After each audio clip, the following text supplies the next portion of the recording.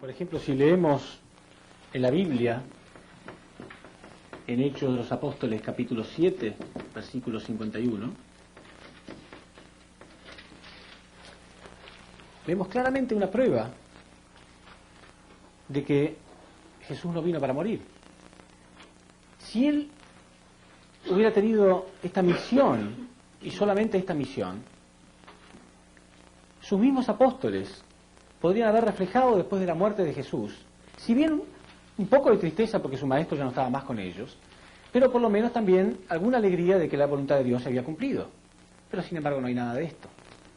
Si leemos en esta parte de la Biblia, vemos claramente que dice, que muestra la indignación de los discípulos de Jesús por lo que acababa de ocurrir.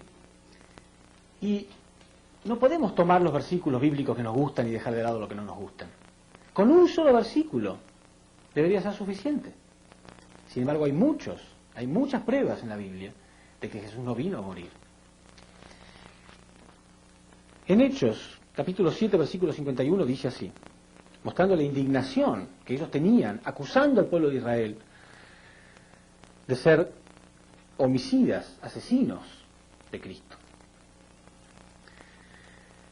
Duro de cerviz, incircuncisos de corazón y de oídos, vosotros siempre resistís al Espíritu Santo.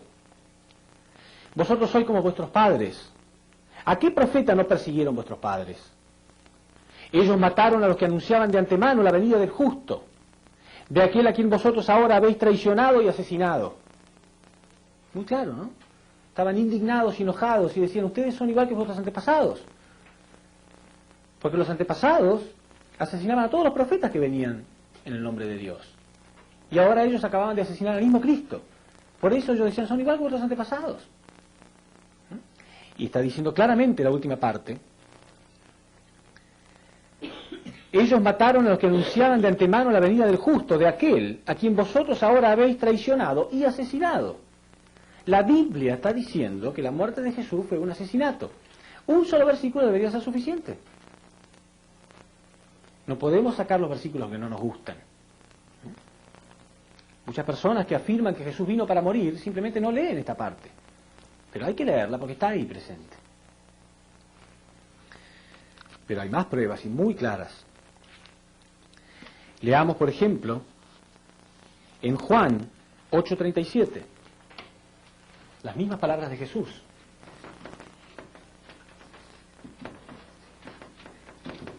Fíjense lo que dijo Jesús. Jesús les hablaba a ellos, a los israelitas, mostrándole que sí, que él sabía que ellos eran los elegidos, por supuesto. Los israelitas estaban muy orgullosos porque tenían la identidad de ser el pueblo elegido de Dios. Y Jesús les dijo, ya sé que sois descendientes de Abraham. Como diciendo, yo sé que son el pueblo elegido. Pero sin embargo tratáis de matarme, porque mi verdad no prende en vosotros. A pesar de que son el pueblo elegido, está diciendo, yo sé que son el pueblo elegido, pero a pesar de eso, me quieren asesinar porque no creen en mi palabra.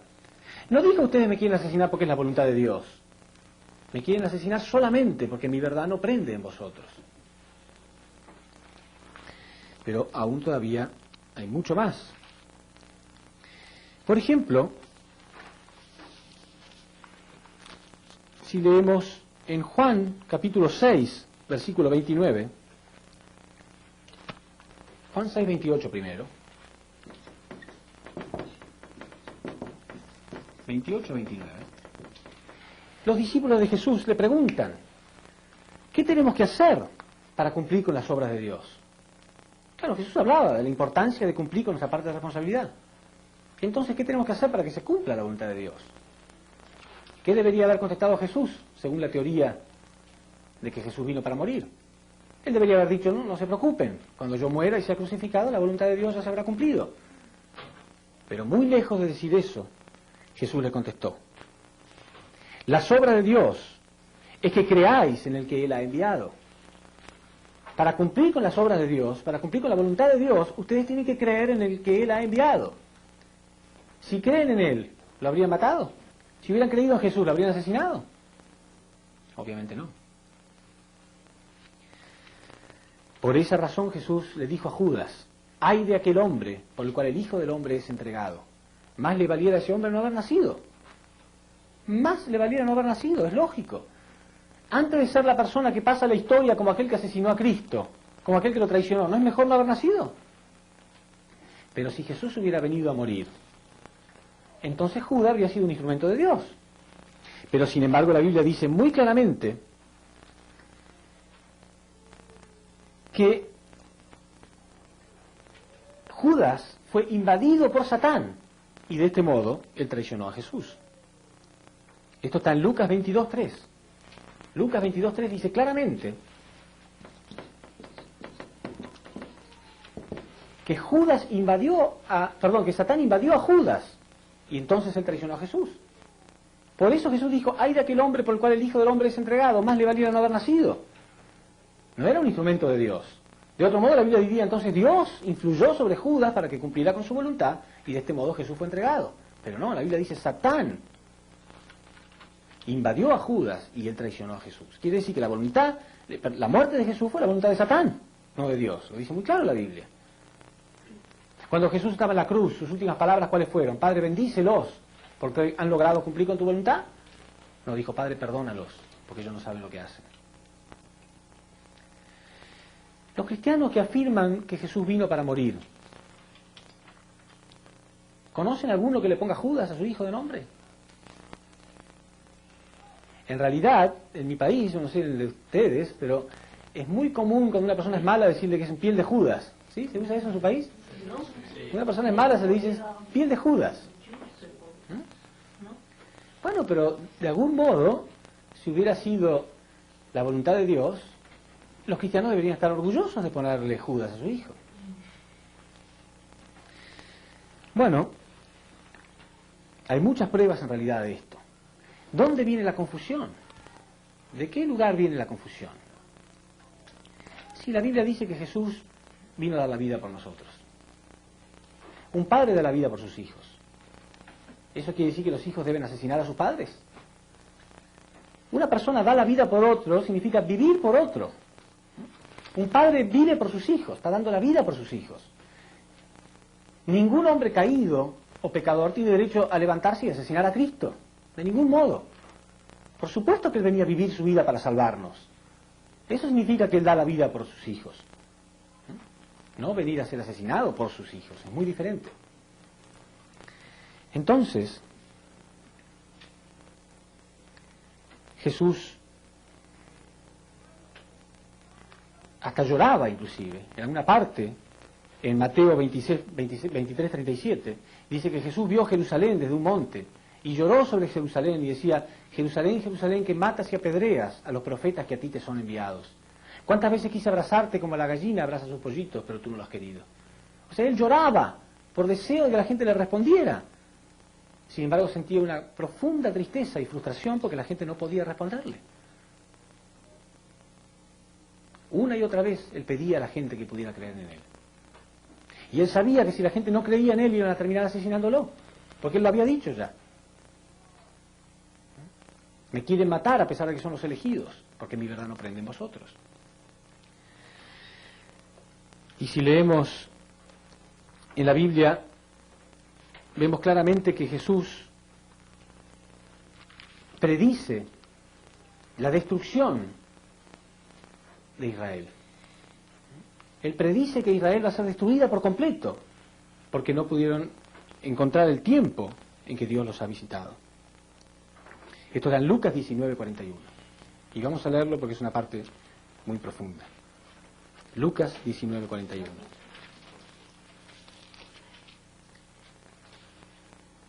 Dice así: al acercarse y ver la ciudad, lloró por ella. ¿Por qué Jesús estaba llorando? ¿Era débil? Un hombre perfecto, uno con Dios, con el poder de Dios encarnado en él, ¿era débil? Si la voluntad de Dios hubiera sido que Jesús muriera en la cruz, todo estaba saliendo 10 puntos. Estaba todo saliendo muy bien, porque él iba derecho a la cruz, según cómo estaban las cosas. Entonces, ¿por qué llorar? Debería estar feliz, estaba todo saliendo como él quería. Pero la Biblia dice que él lloraba. Al acercarse y ver la ciudad, lloró por ella, diciendo, si tú también conocieras en este día el mensaje de paz, pero ahora ha quedado oculto a tus ojos, porque vendrán días sobre ti en que tus enemigos te rodearán, te empalizarán, te cercarán y te apretarán por todas partes, y te estrellarán contra el suelo, a ti y a tus hijos que estén dentro de ti, y no dejarán en ti piedra sobre piedra, porque no has conocido el tiempo en que Dios te ha visitado.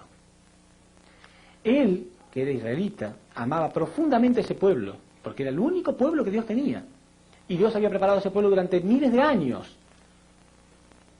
Sabía que ese pueblo iba a ser destruido, porque no pudieron cumplir con la voluntad de Dios. Y Él predijo la destrucción de Israel.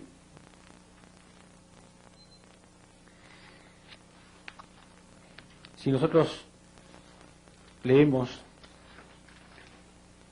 en 1 Corintios 2:8, dice, sabiduría que ninguno de los príncipes de este siglo ha entendido, porque si la hubieran entendido, nunca habrían crucificado al Señor de la gloria.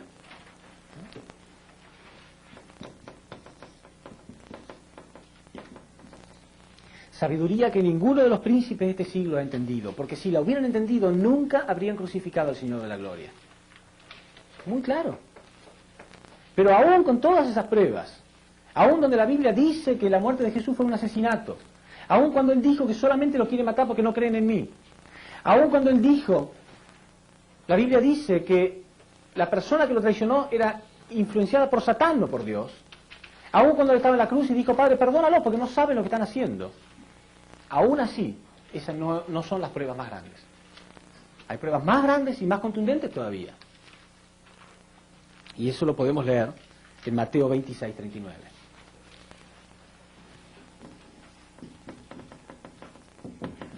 La prueba más grande de todas. Porque Dios mismo le pide a Dios, Jesús mismo le pide a Dios no morir en la cruz. Si es posible no morir en la cruz. ¿Por qué Jesús ora de este modo? Porque Él sabía que si Él moría en la cruz iba a pasar lo que pasó. 2000 años de historia humana bajo el dominio satánico. Jesús, repito, vino y dijo, arrepiéntanse, el reino de los cielos está cerca. Pero ahora Él sabía que no iba a estar nada cerca. Que la humanidad iba a tener que sufrir, no 10 años o 15, 2000 años y más también. Porque 2000 años solamente para que retorne Cristo de nuevo. Pero hasta que se restaura todo, miles de años más bajo el dominio satánico. Segundo, Él sabía que Dios iba a sufrir profundamente en su corazón, porque Dios había preparado a ese pueblo. Y Dios hacía miles de años que estaba esperando terminar con el poder satánico. Y tercero, porque Él sabía que su querido pueblo iba a ser destruido, Él mismo lo había dicho. Por eso, Él quiere ver si hay una oportunidad, si hay una posibilidad de no morir en la cruz. Pero vamos a leer la historia también, porque es sumamente importante. Es muy importante que podamos entender qué fue lo que ocurrió y por qué al final Jesús tuvo que ir al camino de la cruz. Dijimos que Jesús venía en la posición de Adán, ¿verdad? Adán tenía 3 arcángeles, en realidad. 3 arcángeles que fueron creados para ayudarlos, que son Miguel, Gabriel y Lucifer. ¿Sí? Jesús, en la posición de segundo Adán, tenía que tener alguna parte de responsabilidad cumplida, mínima. Por lo menos 3 discípulos que estuvieran en la posición de los 3 arcángeles. Gabriel, Miguel y Lucifer. Que estuvieran en la posición de estos 3 arcángeles, que estuvieran dispuestos a morir por Él. Entonces, todo estaba saliendo mal. La gente no le creía, la gente lo rechazaba. ¿Qué hizo Jesús? Él tenía que probar de algún modo que realmente había gente que estaba respondiéndolo para que su providencia pudiera continuar. Entonces la Biblia dice que Él toma a 3 de sus discípulos. Obviamente le elige a los 3 mejores discípulos para mostrarle a Dios, hay alguien que está conmigo. Y Dios mismo le muestra que no tiene a nadie. Esta es la parte más triste de toda la Biblia.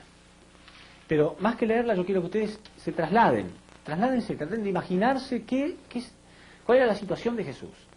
Porque dice así: entonces va Jesús con ellos a una propiedad llamada Getsemaní, y dice a los discípulos, sentaos aquí, mientras voy allá a orar.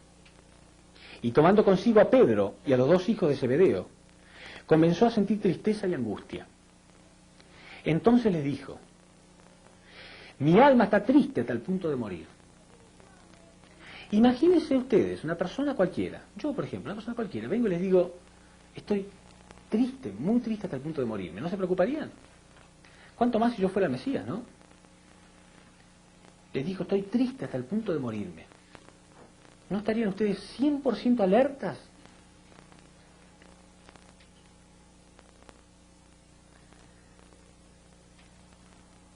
Quedaos aquí y velad conmigo. Es lo único que les pidió.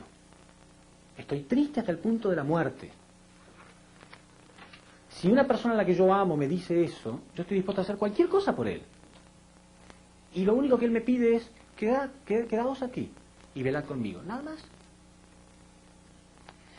Y adelantándose un poco Jesús, cayó rostro en tierra. No es que se arrodilló para orar. Se cayó rostro en tierra de la desesperación. ¿Por qué? ¿Por él? ¿Estaba preocupado por él? La humanidad entera, todos nosotros estábamos en juego. La humanidad entera estaba en juego. Él sabía. Miles de años de historia estaban jugándose en ese momento. Y la humanidad entera estaba jugándose su destino en ese mismo instante. Por eso se cae rostro en tierra desesperado. Y adelantándose un poco, cayó rostro en tierra y suplicaba así: Padre mío, si es posible que pase de mí esta copa. Le pide, le ruega a Dios, si es posible, no ir a la cruz. Es muy claro que ese no era el plan original. Si Jesús, con el corazón inmenso que él tenía, muriendo, podía salvar a toda la humanidad, lo habría hecho 1000 veces. Porque morir, ¿qué significa? Significa que todo el mundo vamos a morir en algún momento. Todo el mundo. Eso es todo. ¿Tan grave es? No, él no estaba preocupado por él. Aún los discípulos de Jesús morían felices de morir en su nombre. ¿Qué quiere decir? ¿Que los discípulos eran mejores que él? San Esteban, el primer mártir cristiano, murió apedreado. Morir apedreado es una muerte tan dolorosa como la cruz, yo creo. Porque es una muerte lenta. Cada pedrada es una herida, ¿no?, que me acerca un pasito más hacia la muerte. Debe ser muy terrible. Pero él murió agradeciéndole a Dios. No murió rogando. No murió pidiéndole a Dios, por favor, no quiero morir. Murió feliz de morir en el nombre de Cristo. Entonces, ¿cómo puede ser que Jesús pidió de este modo? ¿Los cristianos leen este versículo? ¿Leen esta parte? ¿Qué explicación le damos? ¿Que él sintió miedo? Eso es un insulto.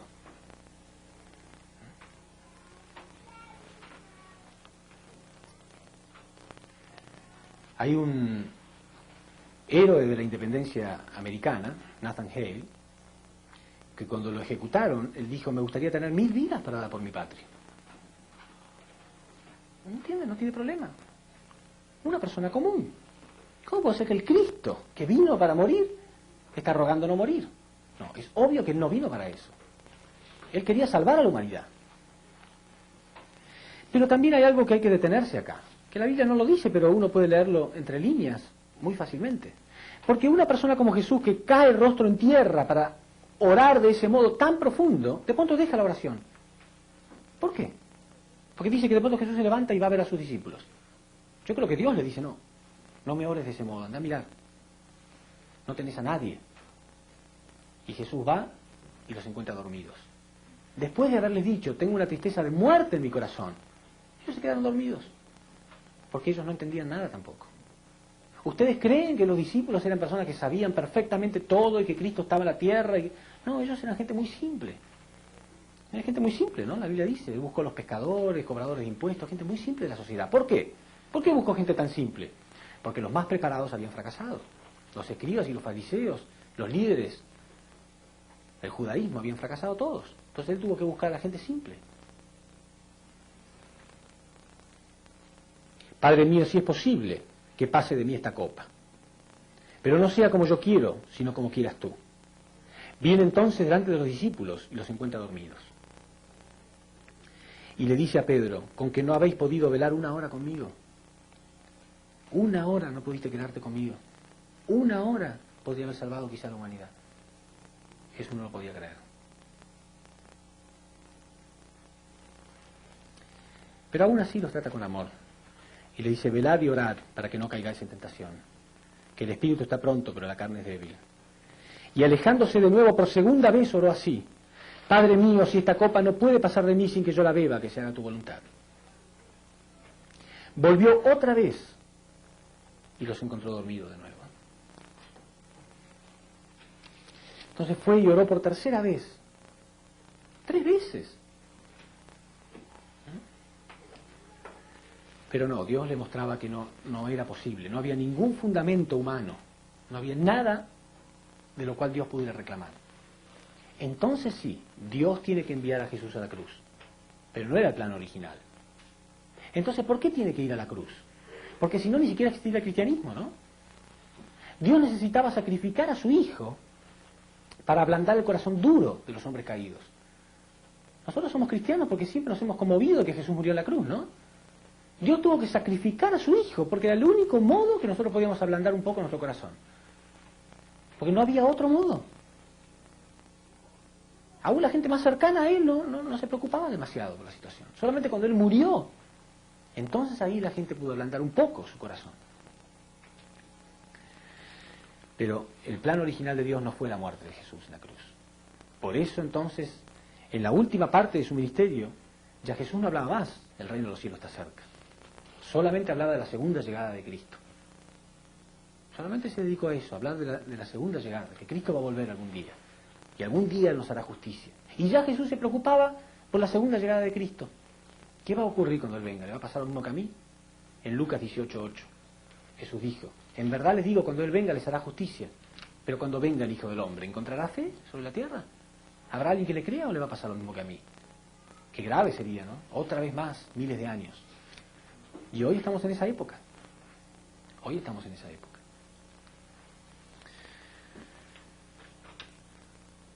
Entonces, todo esto muestra claramente que Dios preparó durante 4000 años al pueblo de Israel con la esperanza de que pudieran aceptar a su Hijo y colocarlo en la posición de ser el Padre de la humanidad. Jesús ya había llegado a la perfección. Si los discípulos se hubieran unido y hubieran protegido a Jesús y la gente de Israel lo hubiera aceptado, Jesús podría haber cumplido inclusive la segunda bendición. Más tarde Él iba a enseñar a sus discípulos, algo que hasta ahora no podía enseñar. No había fundamento para enseñarlo, pero más tarde Él iba a enseñar a sus discípulos que en realidad Él estaba en la posición de Adán y que por lo tanto tenía que haber una persona en la posición de Eva para convertirse en los padres verdaderos de la humanidad y que esta humanidad iba a dejar de ser huérfana. Pero hoy en día los religiosos piensan que Él vino para morir y que es un pecado pensar que un hombre santo como Jesús pudiera tener una esposa. Pero ¿quién creó la unión entre masculino y femenino? Dios. Dios inventó el amor entre un hombre y una mujer. ¿Pero alguna vez Dios fue testigo de un hombre verdadero y una mujer verdadera unidos? Nunca. Solamente hombres satánicos y mujeres satánicos. Pero Él quería un hombre perfecto, un hombre que tuviera la autoridad de decir: el que me ve a mí ve a Dios. Y una mujer que diga lo mismo. Entonces este hombre ya había llegado, era Jesús. Y se iba a unir a una mujer también perfecta. Pero hoy tenemos el concepto, o algunas personas tienen el concepto, de que un hombre santo no tiene nada que ver con el amor entre un hombre y una mujer. ¿Cómo que no? Es lo más precioso. ¿No creen que Jesús podría haber tenido el deseo también de tener sus propios hijos? Era un hombre. Todo hombre quiere tener sus hijos. No tenía corazón de padre. No quería tener sus propios hijos, su propia esposa. Era un ser humano. Él tenía que hacer el cumplimiento del ideal de Dios, más que nadie. Pero hay mucha confusión. Muchas personas no han entendido esto durante la historia. Y hoy nosotros podemos entenderlo, tenemos que ser valientes y explicarle al mundo esto. Muchas personas tendrán que cambiar su concepto. Algunas personas con humildad lo cambiarán. Otras, con tal de no cambiar, perseguirán. Aunque no sepan por qué, pero persiguen. En vez de inclinarse delante de Dios y preguntarle: ¿es así realmente? Dios le va a responder que sí. Dios va a responder que sí.